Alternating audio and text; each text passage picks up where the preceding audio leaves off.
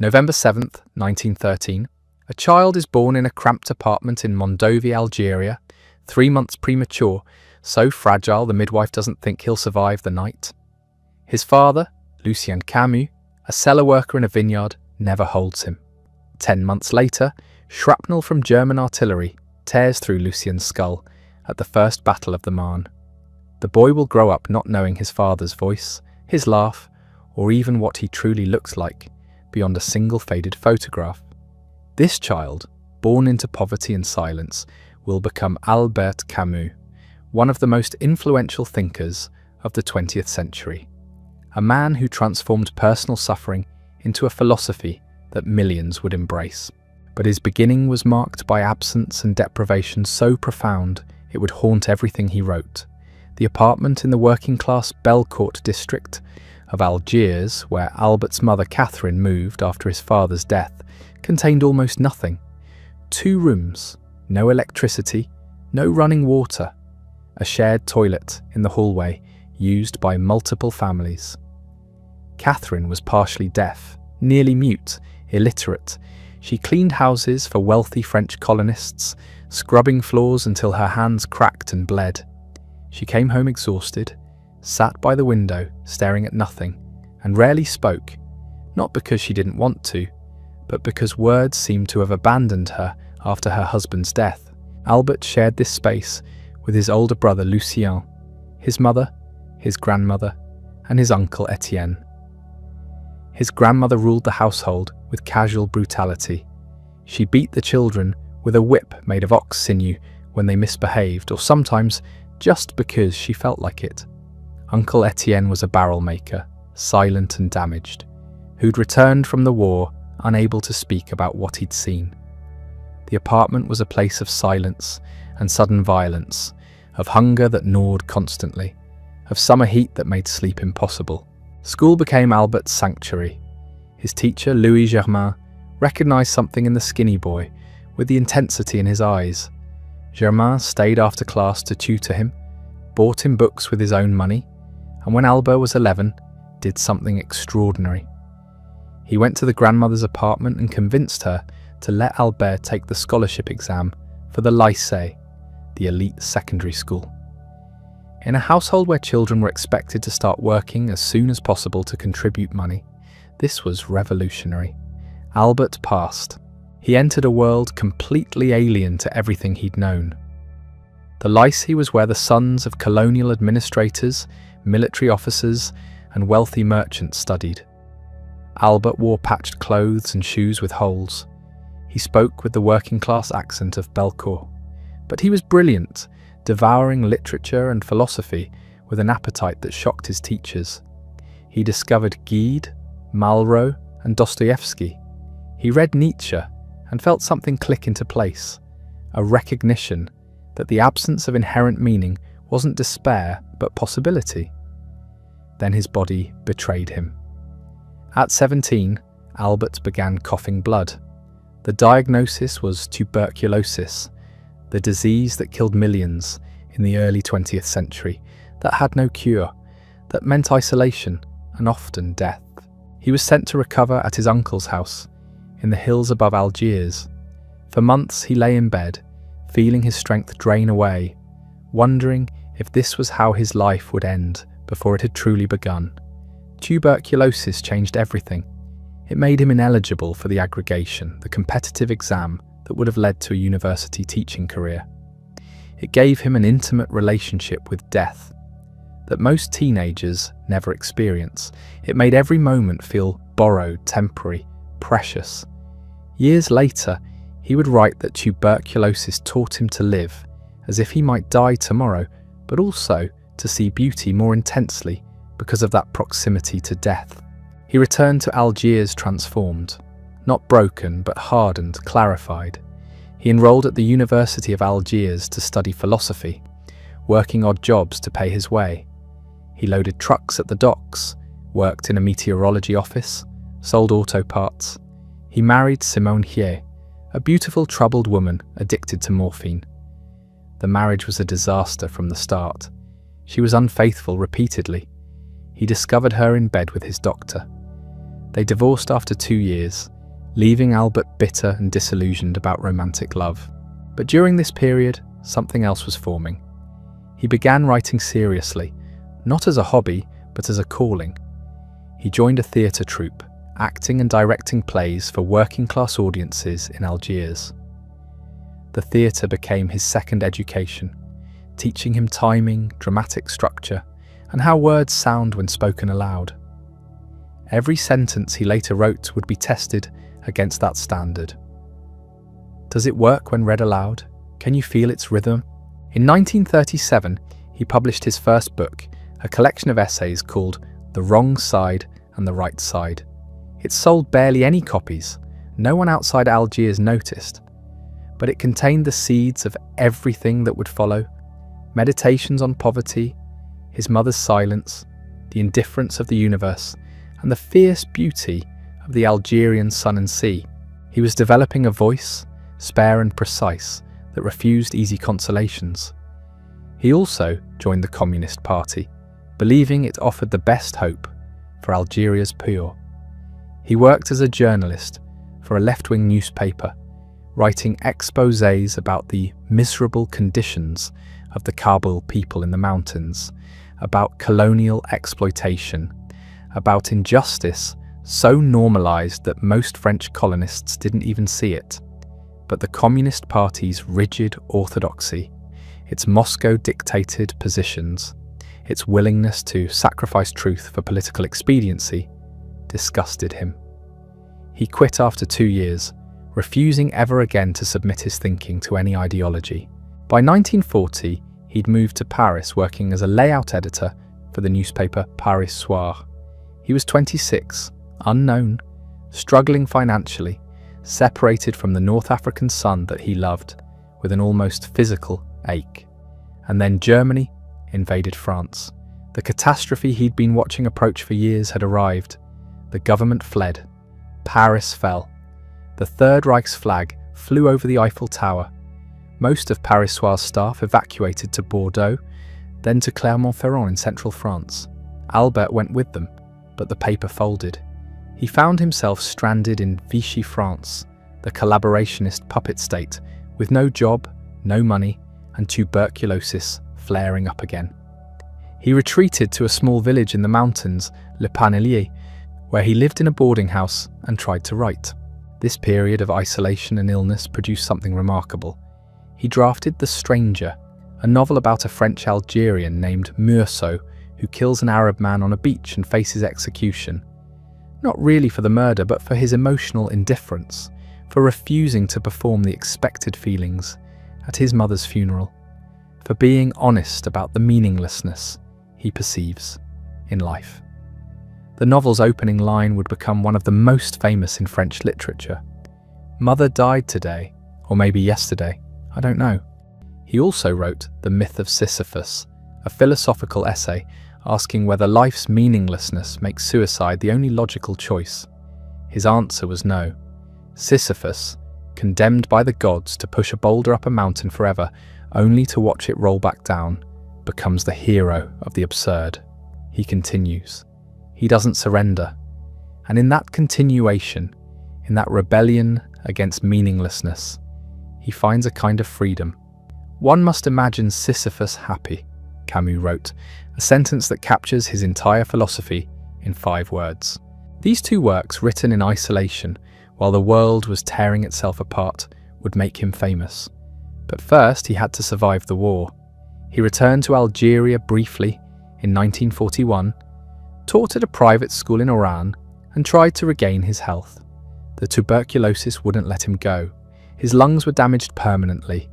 He would spend the rest of his life knowing that each breath was a small victory against the disease trying to kill him. In 1942, he received news that The Stranger would be published by Gallimard, France's most prestigious publishing house. It appeared in June 1942 during the German occupation, and despite the circumstances, it sold. People in occupied France read about Meursault's indifference and recognized something true about their own experience of a world that had stopped making sense. By the end of the year, Camus was being discussed in literary circles as a major new voice. The myth of Sisyphus followed in October 1942. Together, the novel and the essay established Camus as the philosopher of the absurd, though he resisted that label, insisting he was a writer, not a philosopher. He was developing what he called absurdism, distinct from existentialism, though often confused with it. The absurd for Camus was the confrontation between human need for meaning and the universe's silence. We want answers. The universe provides none. That's the absurd. The question is how to live in full acknowledgement of that condition. But France was occupied. Publishing books was one thing. Surviving and resisting fascism was another. Camus joined the resistance, the underground network fighting German occupation. His role wasn't armed combat. His weapon was words. He became an editor and writer for Combat, a clandestine newspaper that circulated secretly, risking death for everyone involved. Being caught with a copy meant arrest, torture, deportation to camps. Writing and printing it meant even worse. The work was dangerous in ways that are hard to grasp now. Every issue of Combat was produced in hiding, printed on secret presses, distributed hand to hand in the shadows. The Gestapo was hunting for the people behind it. Several of Camus' colleagues were arrested, tortured, and executed. He used false papers, moved constantly, never slept in the same place twice. The risk was absolute. Discovery meant death not eventually, but quickly. During this period, Camus wrote some of his most powerful journalism. He argued for a resistance rooted not in hatred of Germans, but in love of freedom. He insisted that means matter as much as ends, that you cannot fight fascism by becoming fascists yourselves. This position was controversial. Some resistors believed total war justified any method. Camus refused that logic. Morality didn't get suspended during emergencies. That's when it mattered most. He also met Jean-Paul Sartre, the existentialist philosopher who was already famous. They became close friends, intellectual allies, spending long nights in cafes debating philosophy and politics. Sartre was developing existentialism, the idea that existence precedes essence, that we create our own meaning through choice. Camus' absurdism was similar, but crucially different. Sartre believed we could create meaning. Camus believed meaning was impossible, but that we should live fully and rebelliously anyway. The distinction seemed minor then. It would destroy their friendship later. Paris was liberated in August 1944. Camus was there, writing for Combat, which emerged from the underground to become a legal daily newspaper. His editorials during the liberation period were passionate, calling for justice but warning against revenge, demanding accountability for collaborators but opposing the death penalty. France was in chaos, settling scores, executing accused collaborators in the streets. Camus argued for trials, for due process, for not becoming murderers in the name of justice. The war ended. Camus was 31 years old, famous, respected, the voice of moral clarity in a world that had nearly destroyed itself. Combat had a circulation of 300,000. His books were bestsellers. He was invited to speak, to write, to opine on every major question facing post-war France. He had escaped poverty, disease, obscurity, and war. Everything he'd fought for had arrived. But fame brought its own complications. He was being pulled in directions he didn't want to go. Political factions tried to claim him. The Communist Party, which he'd rejected years earlier, attacked him as a bourgeois individualist. Right-wing intellectuals praised him for criticizing communism, missing that he criticized their nationalism just as fiercely. Everyone wanted to fit him into existing categories. He refused them all. And something else was forming, a new project that would take years to complete. He'd written about the absurd, about recognizing life's meaninglessness and continuing anyway. But what came next? If you accept the absurd, how do you act? How do you treat other people? What principles guide you when there are no absolute truths? The answer would become The Rebel, a book about revolution, violence, and the limits of rebellion. But that was still years away. For now, in 1945, as Europe counted its dead and tried to rebuild from the ashes, Albert Camus stood at a crossroads. He'd survived poverty, tuberculosis, and fascism. He'd created a philosophy for living without God or inherent meaning. He was famous, influential, and only 31 years old. The success terrified him. Camus had spent his entire life on the margins, scraping by, unknown outside Algeria. Now Paris wanted to turn him into something he'd never asked to be: a spokesman, a leader, a moral authority for an entire generation, trying to make sense of what had just happened. He hated it. The invitations piled up. Speak at the Sorbonne, lecture in Brussels, tour America. Publishers wanted more essays, more novels, more of whatever had made The Stranger resonate with a traumatized continent. Journalists showed up at his apartment unannounced. Strangers recognized him in cafes and wanted to discuss philosophy over his coffee. He couldn't walk through Saint-Germain-des-Prés without being stopped. This wasn't what he'd imagined when he was coughing blood in Algiers, writing in rented rooms, wondering if he'd live to see 30. Fame was supposed to mean freedom. Instead, it felt like a new kind of prison. He tried to keep working at Combat. The newspaper represented something pure to him, born in resistance, committed to truth without ideology. But the pressures were crushing. Every editorial became a battleground. The political left attacked him for criticizing the Soviet Union. The right attacked him for defending workers and opposing capitalism. He wanted the paper to remain independent, beholden to no party. But independence in post-war France was nearly impossible. By 1947, he resigned from Combat. The decision was agonizing, like abandoning a child, but the newspaper's direction was being pulled away from what he'd envisioned. It needed to survive financially, which meant compromises, which meant betraying the principles that had justified its existence. He returned to what he knew: writing, not journalism, but literature, philosophy disguised as stories. The Plague was published in June 1947, and it changed everything again. The novel tells the story of a plague outbreak in Oran, a coastal city in Algeria. The disease appears suddenly, rats dying in the streets, then humans. The authorities deny it, minimize it, refuse to acknowledge what's happening until denial becomes impossible. The city is sealed, no one can leave. Everyone trapped inside must decide how to respond. Some panic, some profiteer, some retreat into private pleasures, ignoring the dying around them. But a small group, led by Dr. Rieu, the narrator, chooses to fight.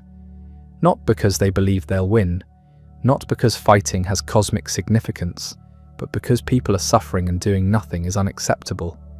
Rieu is not a hero in the traditional sense. He's exhausted, often despairing, watching friends die despite his efforts. He doesn't believe in God. He has no grand theory about why this is happening. He just keeps working, treating patients, organising volunteers, documenting what occurs. The plague, of course, was the Nazi occupation. Everyone understood this immediately. The disease spreading through Oran was fascism spreading through Europe. The sealed city was France under German control. The characters represent different responses to totalitarianism: resistance, collaboration, indifference, opportunism. But Camus had done something subtle. He never mentioned Nazis, never mentioned occupation. The novel could be read as a literal story about disease. This made it universal. The plague could be any evil, any catastrophe that forces ordinary people to choose between their comfort and their humanity. Critics loved it. Readers loved it. The Plague sold hundreds of thousands of copies. Camus, already famous, became unavoidable. He was 33 years old and being discussed in the same breath as Sartre, as Gide, as the giants of French literature. And he was miserable. The tuberculosis had returned.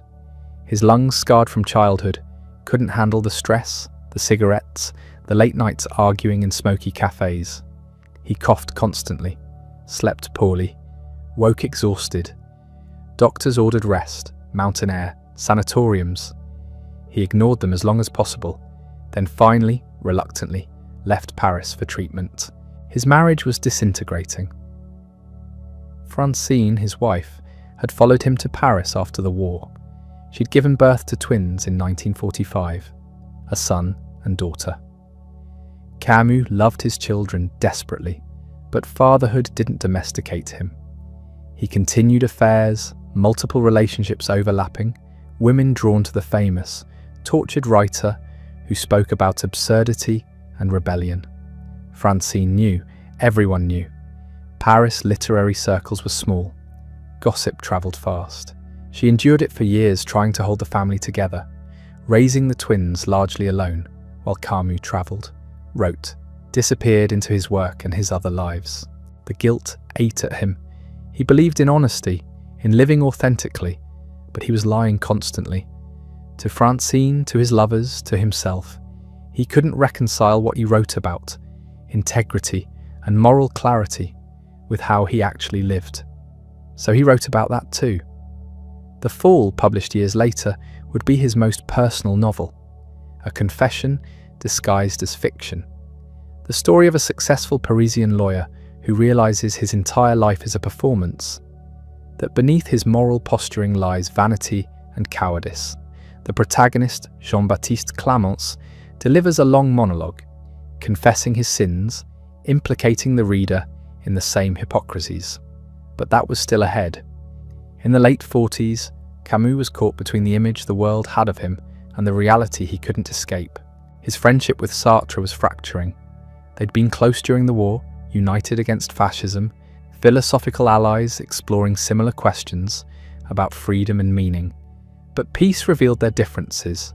Sartre was moving left, aligning with communism, arguing that violence was justified in revolutionary struggles. Camus was moving nowhere, or perhaps backward, insisting that violence was never fully justified. That means couldn't be separated from ends. The argument started small. Disagreements over reviews, over political positions, over how to respond to Soviet repression. Stalin's regime was revealing its brutality, the gulags, the purges, the totalitarian machinery grinding up millions. Sartre excused it or minimized it, arguing that communist goals justified temporary atrocities.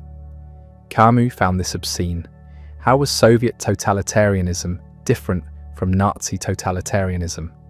Both murdered in the name of ideology. Both treated human beings as material for grand historical projects. Both demanded total obedience and crushed dissent. Sartre and the intellectual left accused Camus of moral equivalence, of being blind to the difference between fascism and communism, between reactionary violence and revolutionary violence. Camus accused them of betraying everything they claimed to believe, of excusing murder when their side committed it. The debate wasn't abstract. It consumed French intellectual life. Writers, philosophers, artists were forced to choose sides. The Cold War was beginning, the world splitting into American and Soviet spheres, and neutrality seemed impossible. Camus refused to choose. He criticized both, American capitalism and imperialism, Soviet tyranny and repression. He was called naive, utopian, politically useless. Neither side wanted nuance, both wanted unconditional support. He kept writing, kept thinking, kept trying to articulate a position that honored human dignity without illusions about creating paradise. The result was The Rebel, published in 1951. The book that would destroy his friendship with Sartre and cement his isolation from the French intellectual establishment. The Rebel is a philosophical essay about revolution and its limits. Camus traces the history of rebellion from ancient times through the French Revolution, the Russian Revolution, the rise of totalitarianism. He argues that rebellion begins with a recognition of injustice, a refusal to accept oppression. This is noble. This is necessary. But rebellion, he warns, contains a fatal temptation. The temptation to pursue absolute justice, to create a perfect society, to remake humanity itself. This leads inevitably to mass murder. Because humans are imperfect, because they resist utopian schemes, they must be eliminated or re-educated or forced into compliance. Every revolution that aimed at total transformation, Camus argued, ended in tyranny. The French Revolution's terror, Soviet gulags, Nazi death camps, all began with noble ideals, all ended drowning in blood. The alternative he proposed was modest rebellion. Fight injustice, yes. Resist oppression, absolutely. But reject grand ideologies that promise to solve everything. Reject leaders who demand you sacrifice today's human beings for tomorrow's paradise. Accept limits. Accept uncertainty. Accept that we're all absurd creatures trying to create meaning in a meaningless universe, and that solidarity, not ideology, is the only honest response. The French left exploded.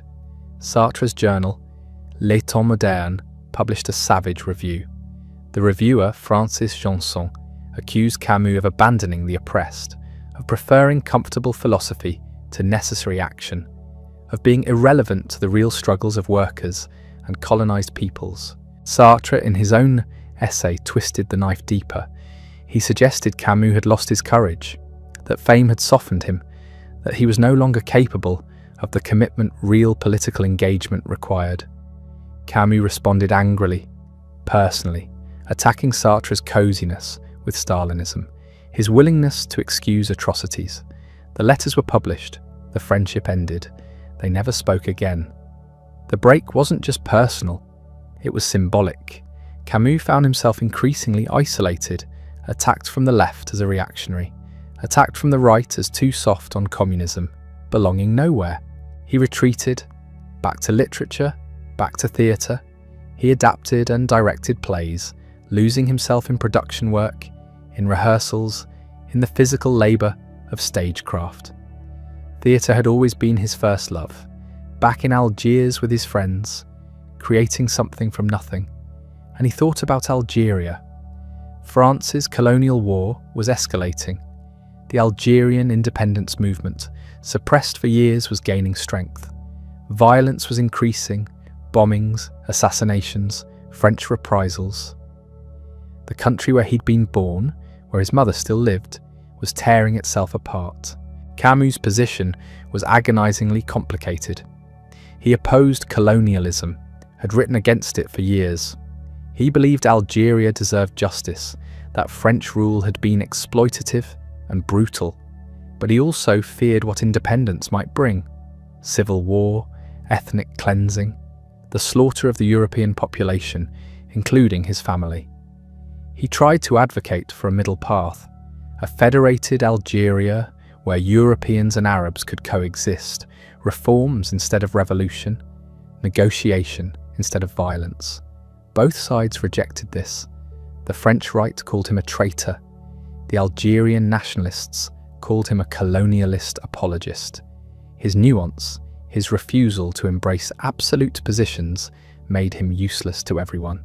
In 1956, he travelled to Algiers to appeal for a civilian truce, begging both sides to stop targeting innocent people. A group of European extremists, furious at his presence, tried to storm the building where he was speaking. He barely escaped. He stopped writing about Algeria after that. The silence was interpreted as cowardice by some, wisdom by others. Really? It was despair. He had no answers. The violence he'd warned about in The Rebel, the cycle of oppression breeding resistance, breeding more violence, was playing out in front of him, and he was powerless to stop it. His health continued deteriorating. The tuberculosis was chronic now, a permanent companion. He couldn't work long hours, couldn't smoke, though he did anyway, couldn't drink, though he did that too. The body he'd never quite trusted was giving out. He bought a house in Lourmarin, a small village in Provence. Quiet, away from Paris, from the arguments, from the demands. He wanted to write, just write, without the weight of being Albert Camus, public intellectual, moral conscience, all the roles he'd never sought. He was working on a new novel, his most ambitious, The First Man, an autobiographical work about his childhood in Algeria, about poverty and education and becoming himself. It was tender in a way his other work wasn't, personal, vulnerable. He was 46 years old, still young despite feeling ancient, still capable of great work. The isolation was painful, but maybe necessary. Maybe he'd needed to lose the crowd's approval to write honestly again. January 4th, 1960. Michel Gallimard was driving his Farkle Vega sports car through the French countryside, heading back to Paris after the holiday. In the passenger seat sat Albert Camus. They were making good time on the Route Nationale 5. The road wet from recent rain, but manageable. The car was fast, expensive, a status symbol Gallimard loved. Camus had almost taken the train. He'd told friends he couldn't imagine a more absurd death than a car accident. His unused train ticket was in his coat pocket. Around 2 p.m, near the village of Villeblevin, something happened. The car left the road at high speed. It struck one tree, then another. The impact was catastrophic. The vehicle disintegrated around them. Camus died instantly. Massive head trauma. His body was thrown from the wreckage. Gallimard survived initially, died in the hospital days later. Camus' briefcase was found in the wreckage containing the unfinished manuscript of The First Man, 144 handwritten pages, his life's most personal work, abandoned mid-sentence. He was 46 years old, at the height of his powers, finally free from the political battles, finally working on something that mattered to him purely. Cut down on a wet road in central France for no reason at all. The absurdity he'd spent his career describing had claimed him. There was no meaning to extract, no lesson, just waste. France mourned. Sartre, despite their estrangement, wrote a tribute, called him perhaps the last good man, acknowledged what he'd meant, what they'd lost. The funeral in Lourmarin was small, quiet. His widow, his children, a handful of friends. The famous writer buried in a village cemetery, far from Paris, far from Algeria, far from everything. But here's what's strange about literary deaths. They change everything that came before. Camus' work, which had seemed unfinished, inconclusive, suddenly appeared complete. A body of thought about how to live in a meaningless world, ended by the very meaninglessness it described. Critics who dismissed him began reconsidering. Maybe his refusal of systems, his insistence on limits, his stubborn humanism had been wisdom, not weakness. The First Man was published posthumously in 1994, 34 years after his death. Unfinished, rough, but extraordinary. It revealed dimensions of Camus people hadn't seen. The vulnerability beneath the austere philosophy, the love for his illiterate mother, the shame and pride of poverty. It was the book that might have redeemed him in his own eyes, proved he was more than a moralist, that he could write about tenderness without embarrassment. The Algeria he'd agonized over descended into exactly the nightmare he'd feared. The war for independence became vicious. The French used torture systematically. The FLN killed collaborators and European civilians. When independence finally came in 1962, hundreds of thousands of European settlers fled. Camus' vision of coexistence was abandoned by history. His silence in his final years looked less like cowardice and more like tragic prescience. He'd seen what was coming and had no words adequate to stop it. His philosophy, though, refused to die. The next generation discovered him differently, not as a Cold War intellectual, but as something stranger. A writer who'd taken seriously the hardest question: if nothing means anything, why not just end it? And who'd answered, because the sun still feels good, because there's wine and friendship, because rebellion against meaninglessness is itself meaningful. It wasn't systematic, it couldn't be defended in academic journals, but it worked as a way to live. The 1960s counterculture found him. Young people rejecting traditional values, rejecting their parents' certainties, found in Camus someone who'd rejected certainty first. The Stranger became a Bible for outsiders. Meursault's refusal to perform the expected emotions, his honesty about feeling nothing, resonated with kids who'd been told how to feel their entire lives. Camus was teaching them permission to admit absurdity, to reject false comfort, to live anyway. Existentialism as a movement fractured and dissolved, but Camus endured separately. Sartre's dense philosophical treatises became period pieces. Camus' novels stayed alive. Teenagers still read The Stranger in high school and have their minds broken open. The prose, so simple it seems easy, reveals layers on rereading. The sun on the beach, the murder, the trial. It all functions as parable while remaining concrete, specific, real. His essays aged better than anyone expected. The myth of Sisyphus is still the clearest introduction to existential thought most people will encounter. The image of the man pushing the boulder uphill forever, condemned to meaningless labour, and choosing to imagine Sisyphus happy, that penetrates in a way academic philosophy doesn't. You can explain Camus to someone in a bar. Try that with Heidegger. The rebel remained controversial. The left never forgave it. Marxist critics still dismiss Camus as a liberal who couldn't stomach revolution's necessities. But then came the collapse of the Soviet Union, the revelations about the gulags, the acknowledgement of how many millions died for the glorious future. Suddenly Camus' warnings looked prophetic. His insistence that ends don't justify means, that revolution betrays itself when it murders in freedom's name. That stopped sounding naive. Historical vindication is cold comfort when you're dead, but he got it anyway. The personal life remained messy in retrospect. Multiple affairs, the difficulty of his marriage, the way he used his fame and charm, none of it looked good. Feminist critics pointed out the obvious. His philosophy of freedom applied conveniently to his own desires, less so to the women in his life. He was a man of his time, which is both explanation and indictment. The complexity doesn't erase the work, but it complicates the mythology. He wasn't a saint. Saints don't write interesting books. What he gave us was a vocabulary. Before Camus, you couldn't quite name certain feelings. The sense of being a stranger in your own life. The recognition that the world doesn't care about you, not from malice, but from simple indifference. The realization that you have to create meaning because none is provided. These were old human experiences, but he gave them shape, made them speakable. His influence spread in unexpected directions. The noir writers, the hard-boiled detectives walking mean streets without illusions. That's Meursault's descendants, the anti-heroes of 1970s cinema, refusing to be heroes, just surviving. They learned from Camus.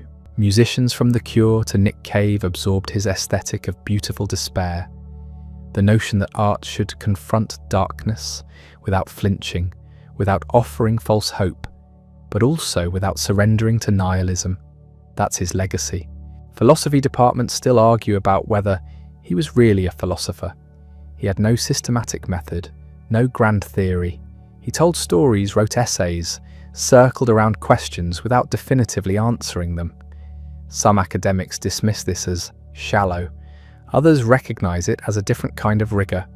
The rigor of honesty, of refusing to pretend you know more than you do. Socrates would have approved. The Mediterranean sensibility he championed. The embrace of physical pleasure and beauty, even while acknowledging death and meaninglessness, became countercultural wisdom. Against the northern gloom of German philosophy, against Christian denial of the flesh, against communist sacrifice of the present for the future, Camus said, "The body matters, sunlight matters, this moment matters." Not as distraction from truth, but as truth itself. Algeria haunted his legacy. When the country memorialized its independence struggle, Camus was erased. A French colonial writer however sympathetic, had no place in the national mythology. His childhood home in Mondovi became a museum decades later, a tentative acknowledgement, but the relationship remained fraught. He'd loved a country that didn't want him, had tried to bridge a divide that history refused to bridge. That failure defined him as much as any success. The plague, weirdly, became his most relevant work in the 21st century. When COVID-19 hit, everyone rediscovered Dr. Rieu, the protagonist who fights epidemic, not for glory or hope of victory, but because fighting is what decency requires. The novel surged up bestseller lists. People trapped in lockdown found in Camus' fictional quarantined city a mirror for their experience. His insistence that we must act ethically, even when action seems futile, that resonated in a moment of collective helplessness. The political appropriation continued from all sides. Liberals claimed him for his anti-totalitarianism. Conservatives claimed him for his anti-communism. The left tried to reclaim him by emphasizing his early socialist commitments. Everyone wanted Camus on their team, which probably means he belonged to none of them. His actual position, skeptical of all systems, committed to reducing suffering without grand plans, fit no modern political category. Maybe that was the point. His writing style influenced generations of novelists. That clean, declarative prose, short sentences carrying enormous weight. The refusal of ornament. American minimalists like Raymond Carver and Joan Didion learned from it. The spare beauty, the way simplicity can devastate. You can trace a line from Camus' prose through decades of fiction that trusts readers to feel without being told what to feel. The Nobel Prize, which seemed premature in 1957, looked prescient after his death. The Swedish Academy had recognized something. This was a writer who mattered beyond literature, who changed how people thought about living. The youngest laureate in decades became the laureate whose work lasted. Not all Nobel winners age well. His did. Students still write theses about the contradictions in his thought. The tension between his philosophy of absurdism, which suggests nothing matters, and his ethics, which insists everything matters. Critics point out he never resolved this. But maybe it's not a contradiction. Maybe it's the human condition, described accurately. We live as if meaning exists because we have no choice, even while knowing meaning is something we create, not discover. That's not a flaw in Camus' logic. That's the truth he was trying to articulate. His letters, published posthumously, revealed a more anxious, uncertain person than the public intellectual. He doubted himself constantly. Worried his work wasn't good enough. Feared he'd lose his talent. The confident voice in the essays was achieved, constructed, a performance of certainty he didn't always feel, which makes the work more impressive, not less. He wrote his way to clarity, didn't start from it. The house in Lourmarin became a pilgrimage site. Fans visit his grave, leave flowers, take photos. The village tolerates it with the resigned patience of places made famous by tragedy. The locals remember him as a neighbour who wanted quiet, not as the symbol he became. That gap between the man and the mythology, no one bridges it. We get the legend, the work, the ideas. The actual person is lost, like everyone who dies. His widow, Francine, outlived him by 19 years, raised their children, protected his legacy, maintained dignity through decades of posthumous revelations about his affairs. She never remarried. Whether from love, loyalty, or simply exhaustion, we'll never know. The spouses of famous people rarely get fair treatment from history. She was more than Camus' wife, but that's primarily how she's remembered. The children carried complicated inheritances. To be the son or daughter of Albert Camus, what does that mean? Impossible expectations, permanent comparisons, the weight of a father frozen at 46, never aging, never failing again. They lived private lives deliberately, refusing interviews, staying out of spotlight. Smart choice. They knew the mythology would consume them if they let it. What remains is the work. 6 novels, multiple essay collections, plays, journalism, a body of thought about how to live without God, without certainty, without hope of cosmic justice. And his answer, stripped down: live anyway, rebel against meaninglessness through the act of living fully. Love what's beautiful, fight what's cruel, accept that you'll fail, do it anyway. Not because success is guaranteed, because the alternative is surrender. The summer of 1959, months before the crash, Camus started keeping notes for a new novel. He called it The First Man. Autobiographical, raw, different from anything he'd written. A return to Algeria, to childhood, to the poverty and sun and silence of his early years. He'd spent 2 decades building arguments, constructing philosophies, speaking to intellectuals. Now he wanted to write about his mother, who couldn't read, his neighborhood, where nobody discussed Nietzsche, the ordinary grace of people who lived without examining whether life had meaning. The manuscript was in the car, crumpled, muddy, blood-stained, when they pulled it from the wreckage. His daughter Catherine kept it for 30 years before allowing publication. When it finally appeared in 1994, readers discovered something unexpected: tenderness. The essays were brilliant but often cold, controlled, architectural. This was different. Unfinished sentences, fragments, rushes of feeling barely contained by syntax. The voice of someone trying to say what he'd never said before. Critics debated whether it would have been his masterpiece or his failure. Impossible question. We have the scaffolding, not the building, but the scaffolding reveals intention. He was moving somewhere new, away from philosophy disguised as fiction, towards something more direct: memory, gratitude, an attempt to honor the people who shaped him before he became someone who won prizes. There's a passage where he describes his mother's silence. Not philosophical silence, just the quiet of a woman too tired and deaf to talk much. He writes about sitting with her, both of them watching the street. Nothing happening, everything happening. That's the moment. Not Sisyphus pushing the boulder, just the son and his mother together, time passing. He was 56 pages in when he died. Algeria haunted the unfinished book because Algeria haunted him until the end. The war escalated through the late 50s.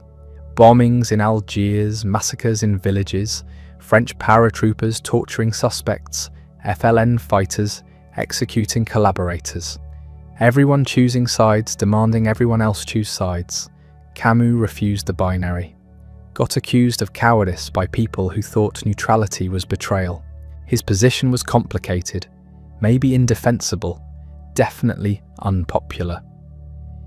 He opposed French colonialism, supported Algerian self-determination in theory, but feared independence would mean the expulsion or murder of the European settlers, including his own family.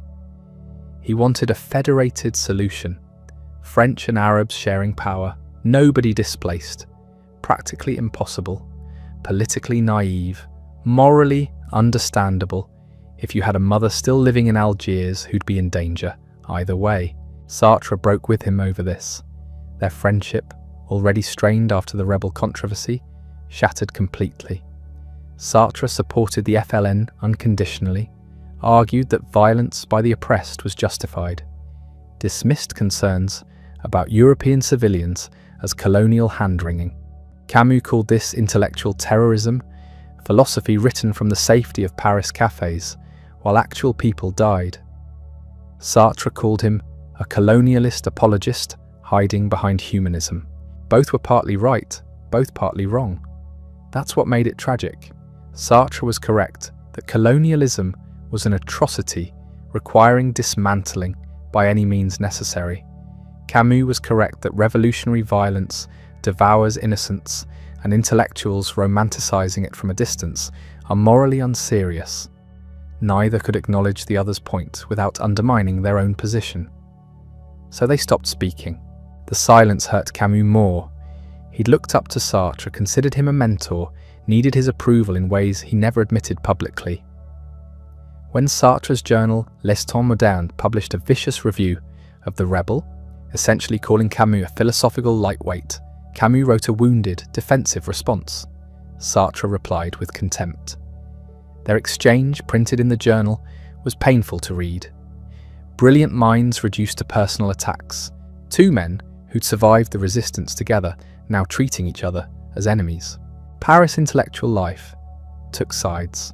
Most chose Sartre. He was the giant, the systematic thinker, the one who'd built an entire philosophical edifice. Camus was the elegant stylist, the moralist, the one who wrote beautifully, but maybe didn't think deeply enough. That was the narrative. It stuck for decades.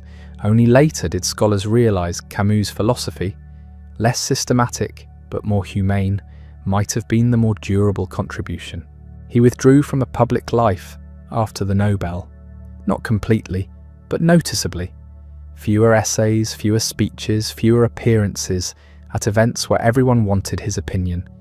He bought the house in Lourmarin partly to escape Paris, the arguments, the pressure to have positions on everything. He wanted to write, spend time with his children, live quietly. Fame had given him everything he'd wanted as a poor kid in Algeria. Money, respect, influence. Now it felt like a trap.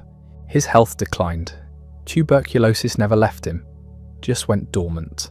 The 1959 flare-up was serious enough that doctors ordered complete rest.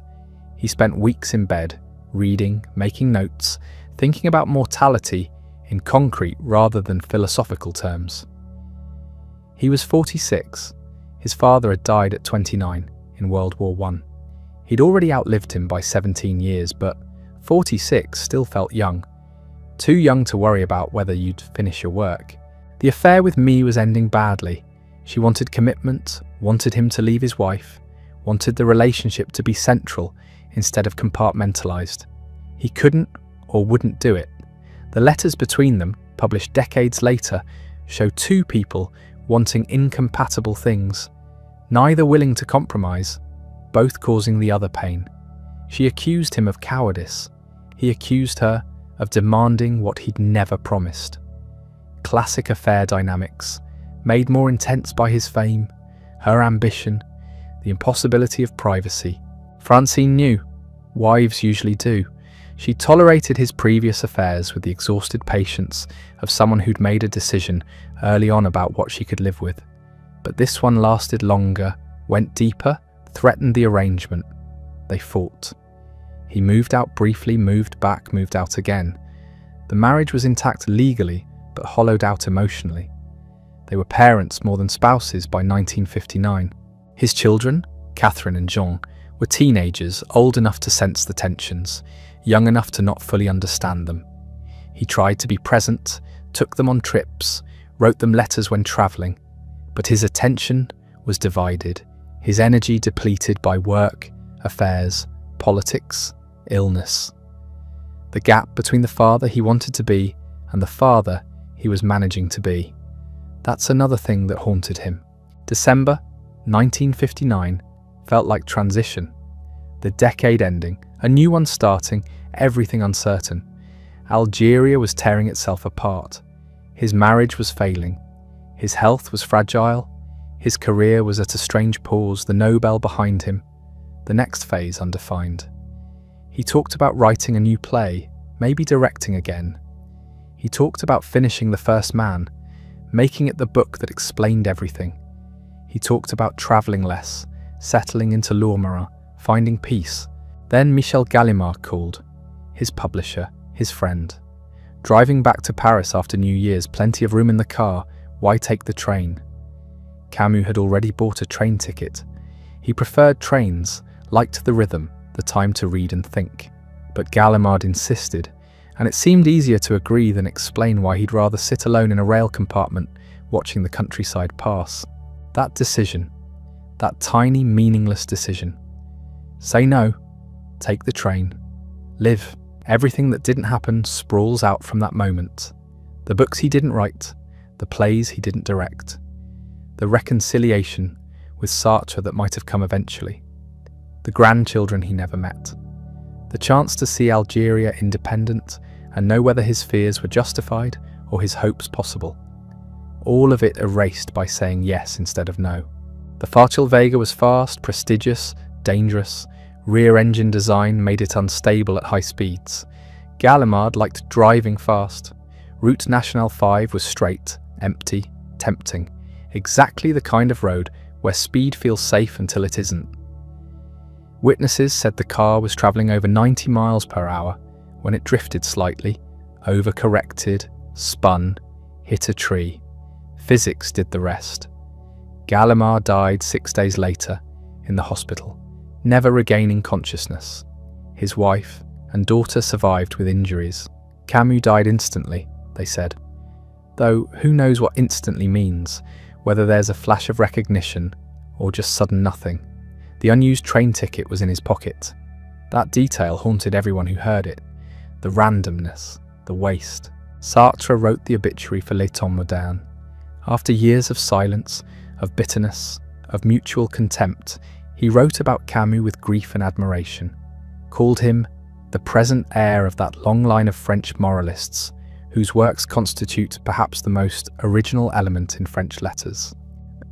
Admitted they'd been friends, fought, couldn't reconcile, but never stopped respecting each other. The essay was generous, painful, too late. That's the cruelty. People say what they actually feel after someone dies when it can't repair anything. Sartre spent 7 years treating Camus as an intellectual lightweight, then wrote beautifully about his importance once he was gone. The praise Camus had needed in 1952, when the rebel was savaged and their friendship shattered, finally came in 1960 when he couldn't hear it. France mourned. Even people who'd criticised him recognised the loss. He wasn't just a writer, but a moral voice, someone who'd articulated how to live in a world without transcendent meaning. The generation that survived the war, that lived through occupation and collaboration and liberation, that had to rebuild not just cities but the idea of what it meant to be human. They'd looked to him for answers. Now he was gone, and the questions remained. Algeria achieved independence in 1962, 2 years after his death. The war he couldn't solve, the dilemma that broke his friendship with Sartre, the situation he called for moderation in, it ended in exactly the violence he'd feared. Nearly 1 million European settlers fled to France. Tens of thousands of Algerians who'd worked with the French were murdered as traitors. The FLN won, but the country descended into decades of authoritarian rule and civil conflict. Nobody's predictions were vindicated. Everyone's fears were partly confirmed. His mother outlived him. Deaf, silent Catherine Camus, who couldn't read her son's books, who lived simply in Algiers until the Europeans had to leave, then moved to France, confused and displaced. She died in 1960, the same year, months after him. Maybe that's mercy. She never had to fully comprehend what happened, never had to articulate grief she lacked words for anyway. The absurd became his permanent label. Camus, philosopher of the absurd, as if that summed him up. It doesn't. The absurd was his starting point, not his conclusion. Yes, life has no inherent meaning. Yes, we're going to die and be forgotten, and nothing we do matters cosmically. He spent 2 pages establishing that. Then he spent the rest of his career asking, so what do we do now? His answer kept evolving. The myth of Sisyphus said, imagine him happy. Find meaning in the struggle itself. The plague said, fight suffering even though you'll lose. Solidarity is its own justification. The rebel said, revolt against injustice without becoming unjust limits matter. The first man, unfinished, was reaching towards something else. Gratitude, maybe. Memory. The idea that meaning comes from loving the world despite its indifference. He never finished the argument. We got the opening chapters, not the conclusion, which is frustrating and somehow appropriate. A philosophy of living fully, cut short. A meditation on mortality, ended by death. The universe's sense of humour, if the universe cared enough to have one. His books didn't disappear. That's the first thing that happened after he died. People started reading them differently, seriously, without the noise of his living presence complicating reception. The Stranger sold more copies in the decade after 1960 than it had in the previous 17 years. Students discovered it, passed it around, found in Meursault's blank honesty something that spoke to their own alienation. The opening lines became iconic. Mother died today, or maybe yesterday, I don't know. That flatness, that refusal of sentiment, it captured something about post-war consciousness that conventional literature couldn't touch. The Plague became a classroom staple. Teachers loved it because you could read it multiple ways simultaneously. Literal story about disease, allegory for Nazi occupation, meditation on how communities respond to crisis, exploration of different philosophical positions through the characters. Dr. Rieu's quiet heroism, Tarot's search for sainthood without God, Rambert's initial selfishness giving way to solidarity, Father Panelou's faith collapsing, then reconstructing itself, each represented an option, a way of being. Camus wasn't preaching. He was mapping the terrain. The Nobel Prize speech got anthologized. That passage about the writer's duty, about refusing to lie, about serving those who suffer history rather than those who make it. Students in the 60s read it as justification for their protests, their refusal to accept authorities' narratives. He'd been dead less than a decade, and already he was being claimed by movements he never joined, causes he might not have endorsed. The left quoted him against war. The right quoted him against communism. Everyone found the Camus they needed. Algeria haunted his reception for years. French intellectuals who'd supported independence didn't forgive his silence, his moderation, his refusal to choose sides cleanly. They saw cowardice where he'd seen complexity. Sartre's camp kept winning the argument by default. History seemed to prove them right, since Algeria got independence and the world didn't end. But then came the purges, the revenge killings, the authoritarianism, and suddenly Camus's warnings about revolutionary violence looked less naive. Not vindicated exactly, but worth reconsidering. The 60s radicalism passed him by initially. Students wanted revolution, transformation, utopia. They read Fanon and Marcuse and Che, not measured appeals for limits and moderation. Camus seemed too cautious, too wedded to bourgeois humanism. His insistence on individual dignity, on rejecting murder even for good causes, felt quaint when the stakes appeared civilizational. The new left needed certainty. Camus offered doubt. But fashions change. 70s brought disillusionment as revolutionary movements produced new tyrannies. Cambodia's killing fields, China's cultural revolution. The Gulag testimonies that could no longer be dismissed as propaganda. The dream of purifying violence curdled. Suddenly Camus' warnings read differently. His argument in The Rebel, that revolutions devour their children and betray their principles, that means corrupt ends, that you can't build heaven through hell, it stopped sounding like timidity and started sounding like tragic wisdom. The myth of Sisyphus found new audiences through existential psychology. Therapists saw in his absurdism a framework for helping patients find meaning without religious consolation or ideological certainty. You're going to die, life is meaningless, suffering is guaranteed, now how do you live? Not despite these facts, but with them, through them. The rock rolls down, you walk back down the mountain, you push it up again. Happiness isn't the absence of struggle, but the embrace of it. Students still discovered the stranger at 18 and felt seen. That experience of going through motions, of not feeling what you're supposed to feel, of watching yourself from outside like Meursault at his mother's funeral. Adolescence is full of that dissociation. The shock of the murder, the trial's absurdity, the Kafkaesque machinery of justice concerned with appearance over reality, the execution looming. It worked as coming-of-age novel and philosophical text simultaneously. You could read it in an afternoon. It stayed with you for decades. Academic industry built around him gradually. Dissertations, conferences, scholarly editions, the usual process of canonization. His notebooks got published, revealing the private thoughts behind public works. Drafts and fragments appeared, showing how he revised, what he cut, where he struggled. The first man manuscript, recovered from the accident site, stayed in a drawer for 34 years before his daughter agreed to publish it. When it appeared in 1994, it became a bestseller, proof his voice still mattered, that readers wanted to know how the argument would have continued. Biographies multiplied, some admiring, some critical, all trying to reconcile contradictions.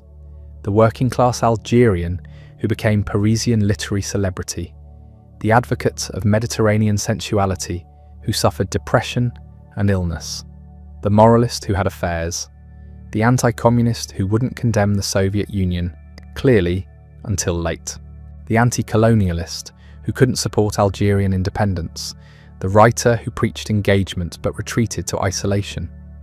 Nobody emerged with a simple story.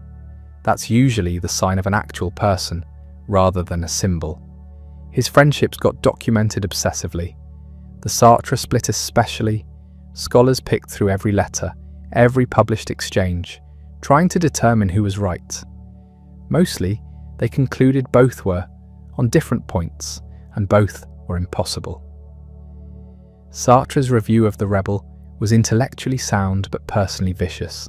Camus' response was hurt and defensive, but not entirely wrong. The tragedy was that two brilliant men who needed each other couldn't overcome pride and politics. No villain, just damage. His influence spread beyond France.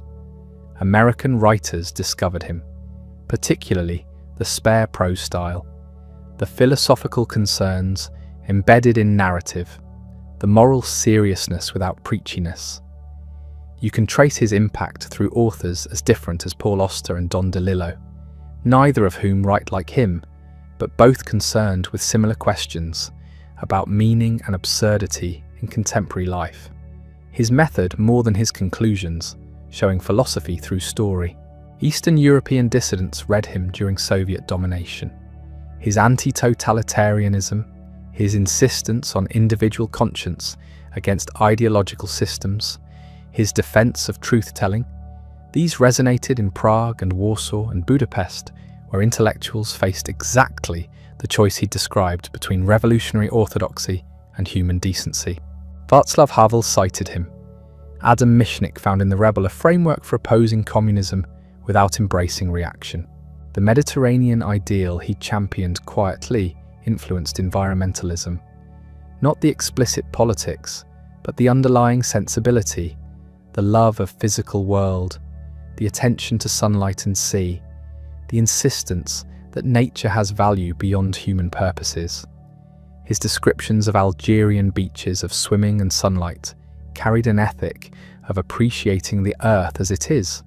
Not worship exactly, but gratitude, recognition that we're part of something larger that doesn't need justifying through us. His theatre work got revived periodically.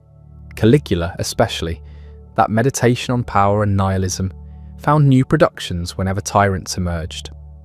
The emperor who decides since nothing matters, he'll prove it through cruelty, who pushes logic to its murderous extreme.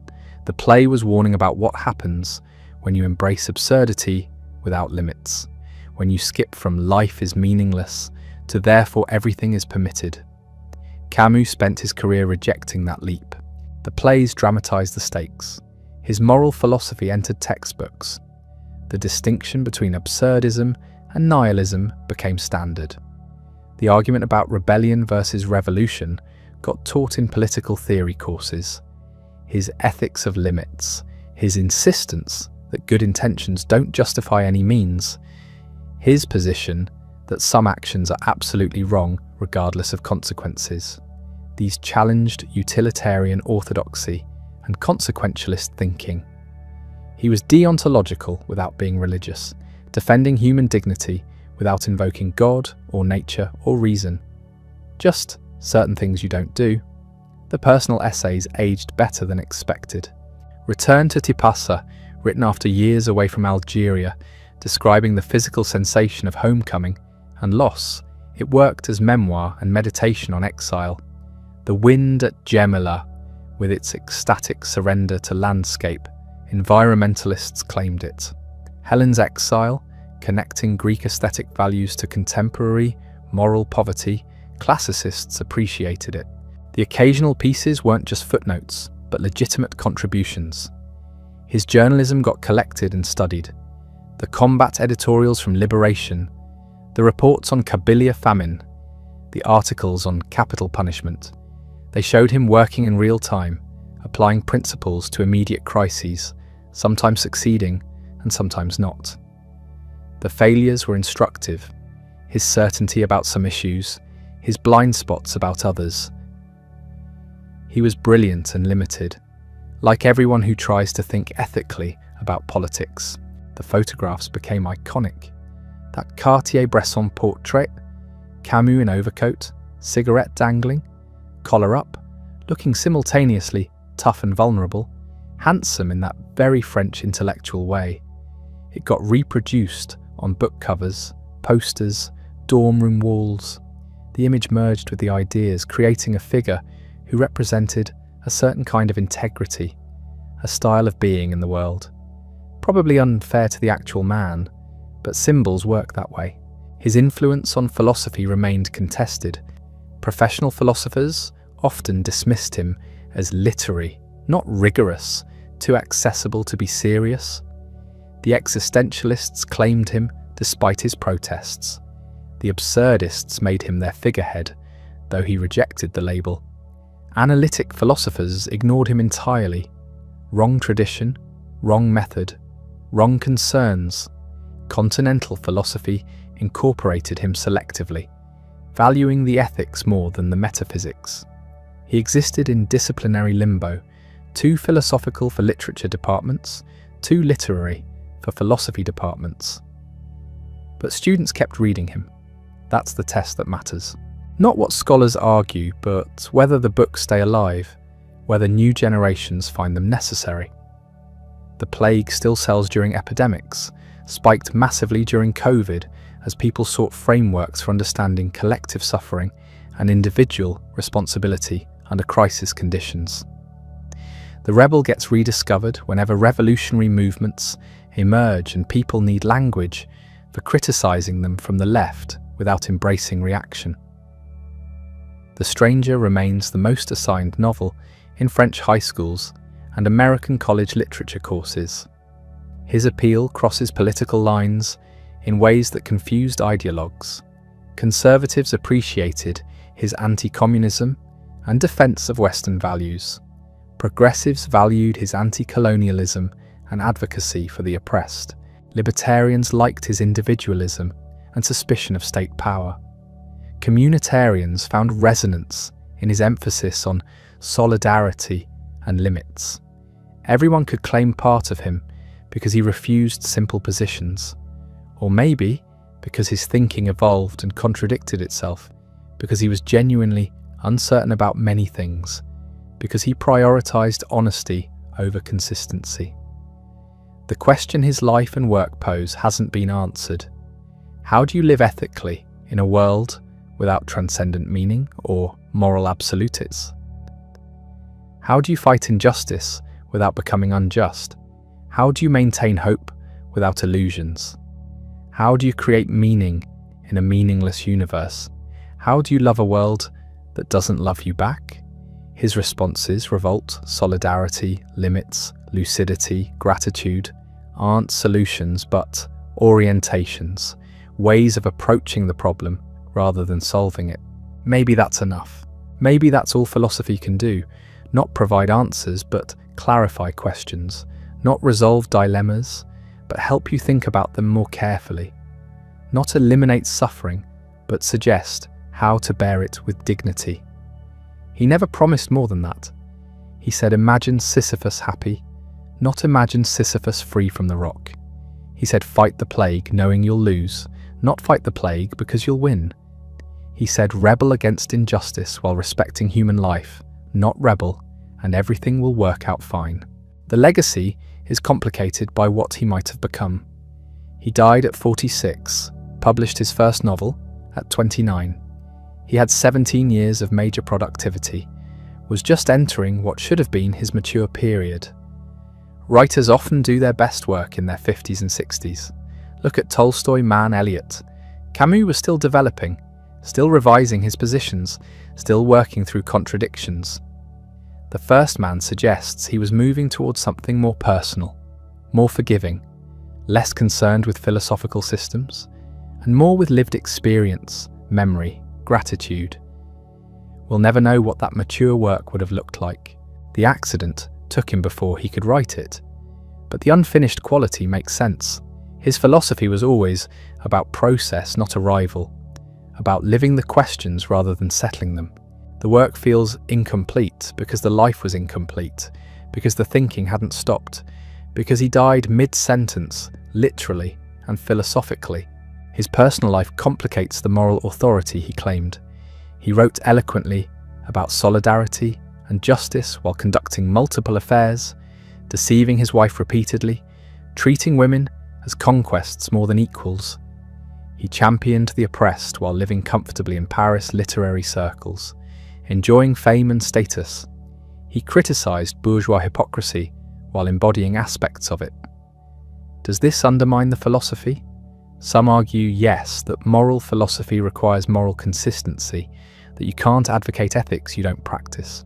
Others say personal failure doesn't invalidate intellectual insight, that flawed people can recognize important truths, that philosophy isn't autobiography. Both positions have merit. The contradiction doesn't resolve neatly. What remains undeniable is the urgency. Reading him doesn't feel like reading history. It feels present, immediate, necessary. The questions he asked are the questions we're still asking. The tensions he identified haven't disappeared. The choice between nihilism and meaning-making, between cynicism and hope, between despair and revolt, these remain live options, not settled issues. Every generation has to answer them again. Consider how his framework applies to contemporary crises. Climate change presents an absurd situation in the technical sense. We know catastrophe is coming. We know our individual actions are insufficient, yet we must act anyway. The temptation toward either denial or despair mirrors the philosophical suicide he warned against. His response would likely be, acknowledge the reality, accept the limits of individual power, act anyway through solidarity and collective effort, find meaning in the struggle itself rather than guaranteed outcomes. Political polarization creates another absurdist trap. Systems feel broken, institutions fail us, solutions seem impossible. The nihilist conclusion is that nothing matters, everything's corrupt, why bother? The fanatic conclusion is that only total revolution or my side's complete victory will fix things. His third way, recognize the brokenness, reject both nihilism and fanaticism, work for incremental justice while respecting human complexity, maintain tension between ideals and reality. It's harder than the alternatives. That's why people avoid it. Technology raises questions he couldn't have anticipated, but his thinking illuminates. Social media creates absurd conditions, infinite information producing less understanding, constant connection producing more isolation, algorithmic systems shaping choices while maintaining illusions of freedom. His emphasis on direct experience and authentic relationship offers counterweight. His warning about ideological thinking applies to algorithm-driven echo chambers. His insistence on limits challenges utopian tech promises. The pandemic revealed how relevant his work remains. The plague wasn't prophecy, but it described patterns that repeat. Denial and panic, heroism and selfishness, solidarity and division, meaning-making under crisis, continuing ordinary life amid extraordinary death, all appeared exactly as he'd depicted. Readers found the novel helpful not because it predicted COVID, but because it had thought carefully about what plague conditions do to individuals and communities, what choices they force, what responses prove meaningful. His writing on capital punishment gained new attention during recent debates. He argued that state killing is categorically different from individual murder because it's premeditated, systematic, involves entire communities in guilt. Society claims moral authority to kill while denying it to individuals, but this authority rests on no secure foundation. If murder is wrong, state murder is wrong. The argument hasn't been refuted, just ignored by those who find it inconvenient. But it's there, waiting, clear and forceful, for anyone willing to engage it seriously. The colonial question haunts differently now. His positions seem obviously wrong from contemporary perspective. Too cautious, too concerned with French interests, insufficiently supportive of liberation movements. Yet reading the journalism chronologically reveals evolution. He moved from liberal reformism toward more radical positions, was still moving when he died. The question isn't whether he reached correct conclusions, but whether his thinking process, prioritizing civilian life, rejecting collective punishment, acknowledging complexity, seeking justice without vengeance, offers anything useful. Maybe yes, maybe no. The debate continues. What he got right was the psychological dimension. He understood how meaning collapses, how people respond when foundational beliefs crumble, how difficult it is to build anything after deconstruction. The 20th century specialized in destroying certainties, religious, political, moral, epistemological. He lived through the destruction and tried to construct something afterward. Not a new certainty, but a way of living without one. That project remains unfinished, collectively and individually. His influence on literature proved more lasting than on philosophy. Writers learned from him how to handle ideas through story, how to make philosophical questions concrete and dramatic, how to explore moral dilemmas through character and situation rather than argument. The American novelists who emerged after him, Roth, DeLillo, Morrison, show his impact. The international authors who cite him, Coetzee, Pamuk, Murakami, acknowledge the debt. He demonstrated that serious fiction could engage serious ideas without becoming didactic, that novels could think. The style matters as much as the content. That stripped-down prose, those short declarative sentences, the refusal of rhetorical flourish. It created a specific effect: clarity without simplification, directness without brutality, simplicity that reveals complexity rather than hiding it.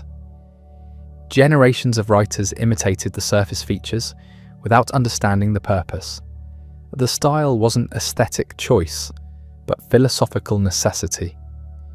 It enacted the values he advocated: honesty, precision, refusal of mystification. His Nobel lecture addressed this directly. He spoke about the writer's responsibility to truth and freedom, the obligation to serve those who suffer rather than those who rule, the necessity of bearing witness even when it's dangerous. Not propaganda for good causes, but art that illuminates human experience honestly. He knew he was describing an impossible standard. He knew writers fail it constantly, himself included. But the standard matters, the attempt matters. Failing while trying is different from not trying. The aesthetic philosophy deserves more attention than it receives. He argued beauty isn't escapism, but resistance. Creating something beautiful in an ugly world is revolt. Art that affirms life under conditions that deny it performs political work without becoming political art. The distinction is crucial. Art with agenda is propaganda. Art that simply insists on beauty, meaning, human value. That's revolutionary because it contradicts the nihilism that power requires. Tyranny needs people to believe nothing matters. Art proves something does. This explains his strange relationship with Christianity. He wasn't religious, but he valued what religion had provided: community, ritual, transcendence, meaning structures. He saw the hunger for these things in modern people, and knew secular philosophy hadn't adequately replaced them. His work tries to offer secular equivalents: solidarity for communion, revolt for salvation, lucidity for faith. Whether it works remains debatable. Many find the substitutes insufficient, but the attempt was serious, not dismissive. The friendship with Sartre's collapse still fascinates, because it staged a larger conflict. Two intellectuals who'd been close, shared values and experiences, worked together during resistance, suddenly unable to talk to each other. The political disagreement was real, but underneath ran something deeper. Different temperaments, different priorities, different ways of thinking about freedom and responsibility. Sartre prioritized liberation, accepted necessary violence, trusted historical process. Camus prioritized limits, rejected means, justify ends logic, doubted progress narratives. Both positions have truth, neither is complete. The inability to hold both simultaneously, to maintain creative tension, produced rupture instead of synthesis. That failure suggests something about intellectual discourse generally. We want consistency, clear positions, sides to choose. Ambiguity frustrates us, but the most important questions don't have clean answers. Living with contradiction, maintaining multiple perspectives, resisting premature resolution. These are skills, difficult ones. His work teaches them even when his life didn't always demonstrate them. The teaching matters regardless. His relevance to contemporary ethics appears in unexpected places. Medical ethics borrowed the concept of revolt, patients asserting autonomy against paternalistic systems, rejecting passive acceptance of medical authority. Environmental ethics uses his framework for action without guarantee. We fight environmental destruction, knowing we might fail, finding meaning in the fight itself. Business ethics applies his thinking on limits. Markets need constraints. Profit maximization isn't sufficient moral framework. Human dignity sets boundaries. The educational impact is harder to measure, but probably more significant than academic influence. Millions of students encounter him in high school or college, usually through The Stranger or The Plague. For many, it's their first serious exposure to existential questions, their first encounter with philosophy through literature. Whether they remember the arguments or just the feeling, the sense that big questions matter, that literature can help you think about life, is impossible to know. But teachers keep assigning the books.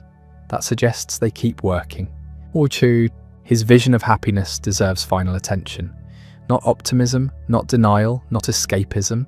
Happiness as lucidity plus gratitude, seeing clearly how things are, accepting necessity, choosing to love the world anyway, finding joy in simple things, sunlight, swimming, friendship, work, without needing them to mean something beyond themselves. This isn't resignation, but affirmation. The difference is subtle but crucial. Resignation accepts defeat. Affirmation chooses life, knowing its limits. The famous image of Sisyphus captures this perfectly. Condemned to push a rock uphill forever, watching it roll down, pushing again eternally. The gods intended this as torture, but imagine him happy. Not because the task will end, or because the rock will stay up, or because some reward awaits. Happy because he's chosen to embrace the task, found meaning in the effort, accepted the absurd, and decided it's enough. The image works because it's honest. Life is repetitive, futile, exhausting. Things fall apart. We fix them. They fall apart again. Acknowledging this without despair is the achievement. Whether you find this persuasive depends on temperament, probably more than argument. Some people can't imagine Sisyphus happy, find the suggestion obscene or absurd in the negative sense. Others recognize their own experience in it, see it as description rather than prescription. The philosophy doesn't convince through logic alone. It resonates or doesn't based on how you experience existence, what you've lived through, what you need from ideas. His death created a myth that overwhelms the work sometimes. Dying young and violently tends to do that. James Dean, Marilyn Monroe, JFK. The myth simplifies, makes him more coherent than he was, freezes him at a moment, rather than letting the thinking develop. Fighting the myth means returning to the actual texts, reading carefully, noticing contradictions and evolution, resisting the temptation to make him into a symbol. But symbols serve purposes too. He became shorthand for certain values: integrity, resistance, humanism, Mediterranean sensibility, revolt without hatred. Whether the real person embodied these consistently matters less than whether the symbol remains useful. People invoke his name to legitimize positions he might not have held. That's unavoidable. The question is whether the invocation connects to anything real in the work or just exploits the brand. The ultimate test is practical. Does reading him change anything? Does it clarify thinking, suggest actions, provide comfort or challenge? For some people, clearly yes. They describe encountering his work at crucial moments, finding language for experiences they couldn't articulate, discovering permission to think differently. Others find him dated, limited, male, European, blind to perspectives he didn't share. Both responses are valid. Great writers aren't for everyone. What he offers those he reaches is a way of thinking about meaninglessness that doesn't end in paralysis, an ethics that doesn't require metaphysical guarantees, a politics that acknowledges tragedy without embracing it, a philosophy that starts from honesty about the human condition and builds from there. Not a solution but an approach, not answers but better questions. Whether the philosophy succeeds depends partly on what you're asking it to do. If you want systematic answers, comprehensive worldviews, detailed prescriptions for living, you'll be disappointed. He offers fragments, provocations, starting points. The value lies in what you build from them, not what he hands you complete.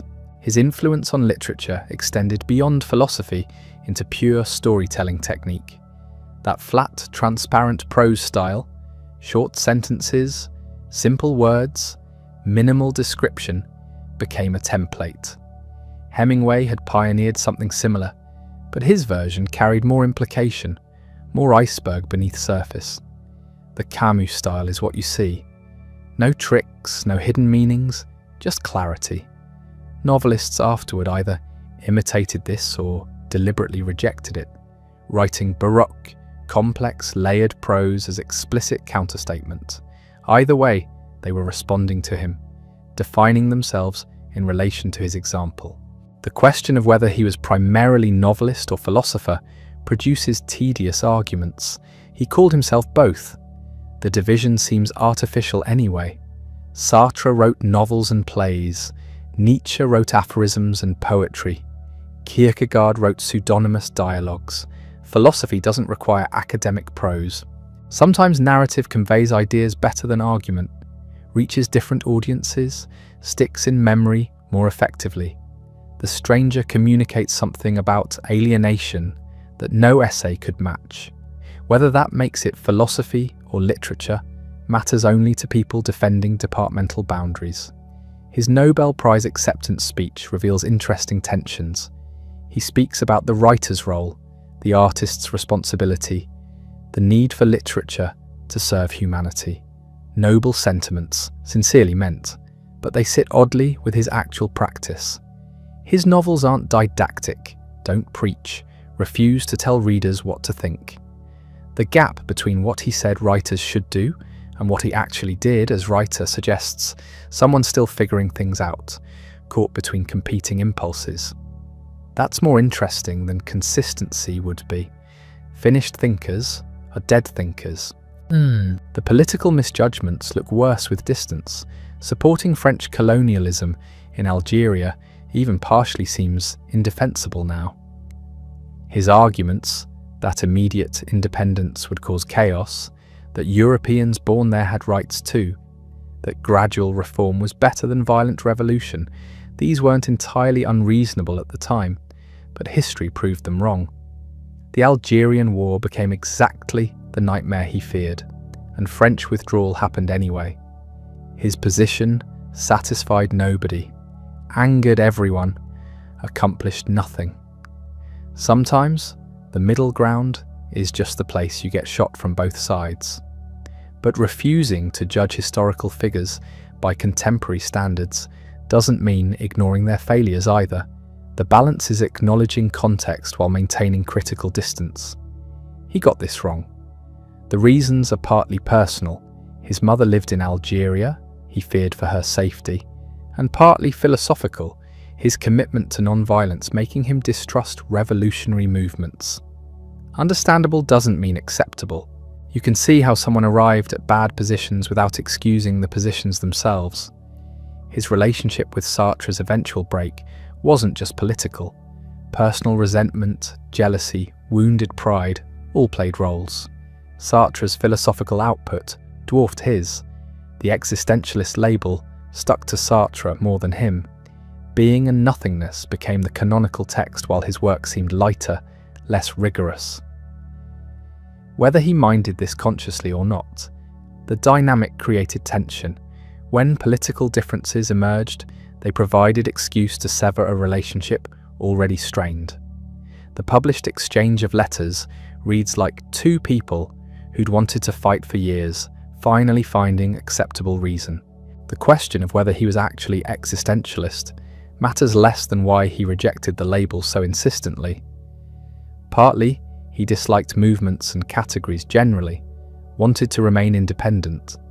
Partly, he disagreed with specific existentialist doctrines, particularly Sartre's claim that existence precedes essence. His philosophy emphasized limits, human nature, constants across cultures, all things existentialism supposedly denied. But mainly he resented being grouped with Sartre, treated as junior partner in someone else's movement. The rejection was personal before it was philosophical. His concept of revolt requires distinguishing from rebellion or revolution. Rebellion is reactive, driven by resentment, wants to destroy. Revolution seeks total transformation, new world built on ruins of old. Revolt accepts limits, knows perfection is impossible, aims for incremental justice while maintaining awareness of tragedy. This is conservative in some sense, skeptical of utopian projects, wary of radical change, but also radical in refusing to accept unjust conditions as inevitable. The rebel says no to oppression without claiming to have blueprint for perfect society. That combination frustrates people wanting clearer political programs. The Mediterranean sensibility he celebrated, sunshine, sea, physical pleasure, ancient wisdom, acceptance of limits, this can seem like escapism or aestheticism, retreat into private enjoyment while world burns. But he meant it as alternative to Northern European obsessions with progress, history, future, transformation, suggesting that happiness might be found in present moment, in body and landscape, and simple human connection. This was philosophical position, not just personal preference. Whether it's adequate response to injustice and suffering is fair question. Sometimes wine and swimming aren't enough. His essays on art, particularly the pieces about Greek tragedy, classical architecture, Mediterranean light, these reveal someone thinking through beauty's relationship to truth. Beauty isn't decoration or escape, but revelation, way of seeing clearly, antidote to abstraction. This connects to his political ethics. Abstractions, nation, history, future, ideology, these enable violence because they're bloodless, don't register human cost. Beauty returns attention to particular, immediate, embodied. You can't massacre people you actually see, whose faces and voices and individuality register as real. Abstraction makes killing possible. Beauty resists it. Whether this is naive depends on your view of human nature. History suggests people can in fact kill those they see clearly, that beauty doesn't reliably prevent atrocity. But maybe the point isn't empirical claim about beauty's effectiveness, but ethical claim about necessary stance. We should attend to beauty, and particular and immediate, not because it guarantees good outcomes, but because it's the right way to approach existence. Effectiveness and rightness aren't the same thing. His writing about nature, the sun especially, also sea and desert, reads almost religious sometimes. Not religious in conventional sense, no deity or transcendence, but treating natural world as source of meaning and value. This fits with his paganism, his love of ancient Greeks who saw gods in landscape. Modern secular people often lose this, treat nature as backdrop or resource. Recovering sense of nature as meaningful presence, worthy of attention and reverence in itself, this was part of his philosophical project. Whether successful or just nostalgic is open question. The problem of suicide gets treated seriously in the myth of Sisyphus, but the analysis is strange. He claims suicide is the only serious philosophical question, whether life is worth living, then spends book arguing against it. The argument basically says, life is absurd, suicide would be giving in to absurdity, therefore we should live in revolt against absurdity. But this only works if you already value revolt, already think giving in is worse than enduring. Someone genuinely considering suicide wouldn't find this persuasive. It's argument for people who've already decided to live, giving them philosophical justification for choice they've made. That's not worthless, but it's not what the opening promises either. His depictions of women in the novels are problematic by contemporary standards, though not worse than most male writers of his era. Women exist largely in relation to male protagonists, defined by sexual availability or maternal qualities, given less interiority. Marie in The Stranger is particularly thin. Happy girl who likes sex and swimming. No complexity beyond that. Whether this reflects his actual views about women or just conventions of the time is debatable. Probably both. His personal relationships with women were apparently more complex than his fictional portrayals suggest. The gap between lived experience and literary representation indicates something worth examining. The concept of limits appears constantly throughout his work. Limits of knowledge, action, justice, happiness. Human nature has limits. Politics must respect limits. Revolt recognizes limits. This distinguishes him from both optimistic progressives who believe unlimited improvement is possible and pessimistic reactionaries who think nothing can improve. His position, significant improvement, is possible within permanent constraints. We can make things better without making them perfect. Accepting this avoids both naive hope and cynical despair. Whether the position satisfies depends on whether you can live with permanent tension between aspiration and limit. His influence on post-war French thought was substantial, even where people disagreed with him. The generation following, Foucault, Derrida, Deleuze, they rejected his humanism, his faith in reason, his belief in universal human nature, but they were reacting against him, defining themselves in opposition, which means he'd set the terms. You can't escape influence by rejection. The arguments he framed continued even after his positions were abandoned. His death's timing was almost too perfect, dying at 46, at height of fame, before decline or compromise, before late work that might disappoint. Dying randomly, absurdly, in car crash. The circumstances fit his philosophy so well, they seem invented.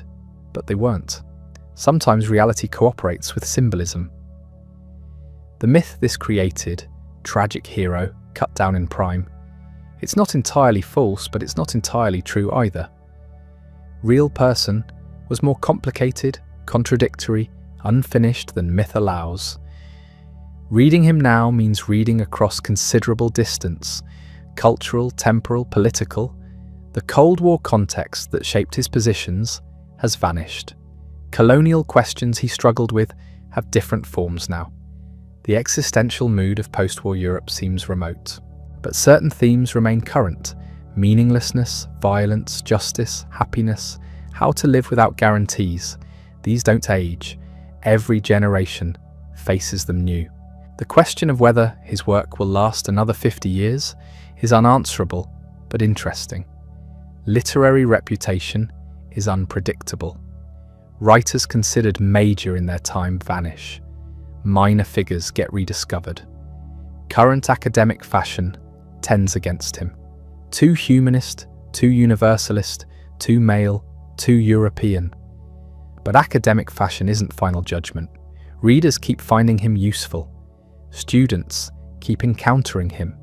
The stranger keeps selling. That suggests something durable, though what exactly is hard to specify. His contribution might be less specific doctrines than general attitude. Facing reality without illusions, but also without despair. Maintaining ethical commitment without metaphysical foundation. Finding meaning in action and relationship rather than abstract belief. Accepting tragedy without becoming tragic. These aren't unique to him, but he articulated them clearly, made them available to people needing that particular combination. That's what philosophy does at its best. Not solving problems, but clarifying options, showing what certain choices entail, making positions available. The final assessment probably shouldn't aim for final assessment. He was writer and thinker who produced work some people find valuable for specific purposes at specific moments. Not for everyone, not for all time, not the answer to everything. Just one voice among many, saying certain things clearly that needed saying, helping some readers think through problems they faced. That's enough. Asking more means asking for what philosophy can't deliver. His legacy is the work itself ultimately. Not the biography, not the myth, not what people say about him. The novels and essays and plays, whether they still speak to readers, whether they clarify or challenge or console, whether they help people think and live. That's the only measure that matters. Everything else is commentary. The absurd remains the best entry point. Start there, with the gap between human need for meaning and universe's silence, and everything else follows.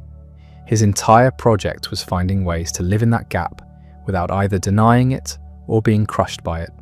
Whether he succeeded, you'll have to decide yourself. The philosophy offers no proofs, only suggestions. Take what's useful, leave the rest, think for yourself. That's what he would have wanted, probably. The manuscripts scattered across his desk that January morning would never be finished. Letters to friends half written. Notes for lectures he'd agreed to give. The novel sitting at page 144, mid-thought, the handwriting getting looser as ideas outpaced his ability to capture them. All of it abandoned not through choice but interruption. That's what death does. It doesn't wait for convenient stopping points. His mother couldn't read the obituaries. She heard people talking, understood something terrible had happened, but the specifics eluded her. Deaf, nearly mute, she'd outlived her husband by 46 years, and now her son too. The randomness must have been incomprehensible. He'd survived tuberculosis, war, poverty, occupation, then a car on a wet road erased him. No narrative logic, just physics and bad luck. Paris buried him with the honours he'd spent years trying to escape. Government officials attended.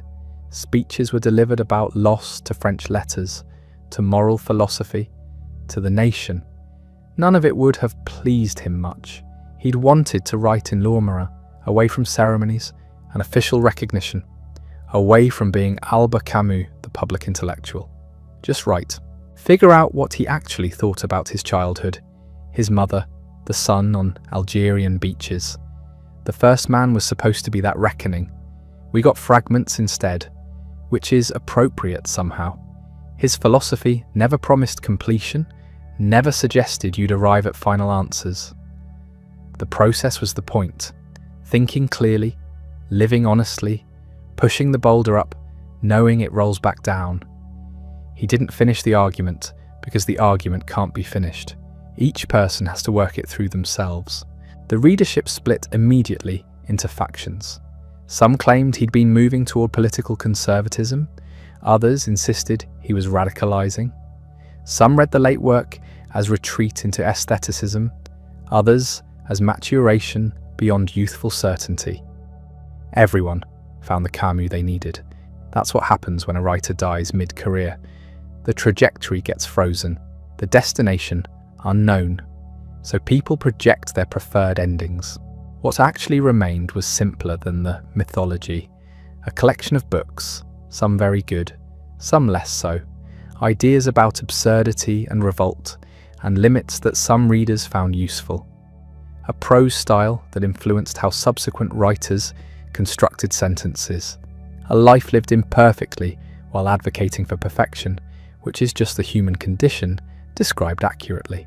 His children grew up with the weight of that name. Being Camus's son or daughter meant carrying expectations they'd never agreed to, comparisons they couldn't win. They chose privacy, avoided public life, refused to become guardians of the legacy. Smart choice. Let the work speak for itself. Let readers decide what matters without the family providing authorized interpretation. The Academy eventually absorbed him, as it absorbs everyone who lasts. Dissertations multiplied. Conferences were held. Scholarly editions appeared with annotations explaining references, providing context, mapping influences. Useful work, necessary work, but also work that risks making the writing feel like historical artifact rather than living thought. The trick is reading past the scholarship, encountering the actual voice. That voice still carries. The opening of The Stranger still hits like it did in 1942. The image of Sisyphus still clarifies something about existence that abstract philosophy misses. The Plague Doctor still models how to act ethically without guarantees. These things work not because they're perfect or complete, but because they're honest. They describe experiences we recognize even when we lack language for them. Whether his answers satisfy is almost beside the point. The questions matter more. How do you live when nothing has inherent meaning? How do you act ethically without absolute moral laws? How do you fight injustice without becoming unjust? How do you find happiness in a tragic world? These aren't problems you solve once and move on. They're permanent conditions requiring constant negotiation. His temperament shaped the philosophy as much as the arguments did. Someone else with the same premises might have concluded differently. The Mediterranean sensibility, the love of physical pleasure, the memories of childhood poverty, the tuberculosis, the war, the complicated relationship with Algeria, all of it fed into how he thought. Philosophy isn't pure reason. It's embodied thinking, shaped by biography and culture and personality. His particular combination produced his particular vision. The contradictions never resolved, the moralist who had affairs, the anti-colonialist who couldn't support independence, the advocate of limits who sometimes ignored them, the systematic thinker whose work resisted systematization. You can view these as failures or as honest reflections of human complexity. Probably both. We contain multitudes, some of them contradict each other. His relevant cycles, periods when he seems dated, too tied to post-war European concerns. Then crises emerge that make him current again. Pandemic brings renewed interest in the plague. Political polarization sends people back to the rebel. Each generation discovers him differently, takes what it needs, ignores the rest. That's how classics work. They're not universally relevant, but repeatedly relevant to specific concerns. The Nobel Prize looked like culmination, but was really interruption. He'd just started exploring new territory, moving beyond the philosophy of the absurd towards something else. What that something would have been, we'll never know. The trajectory was broken. We got the beginning and middle of the argument, not the conclusion. Maybe that's fitting. Maybe conclusions are overrated. What he left was permission. Permission to acknowledge meaninglessness without surrendering to nihilism. Permission to fight for justice without claiming absolute certainty. Permission to love the world despite its indifference. Permission to find happiness in simple things, sunlight, swimming, friendship, without needing them to mean something beyond themselves. Not everyone needs that permission. For those who do, his work remains available. The question isn't whether he was right. The question is whether engaging with his thought helps you think more clearly about your own life. Does it clarify anything? Challenge anything? Suggest possibilities you hadn't considered? If yes, then it's useful. If no, then read someone else. Philosophy isn't religion.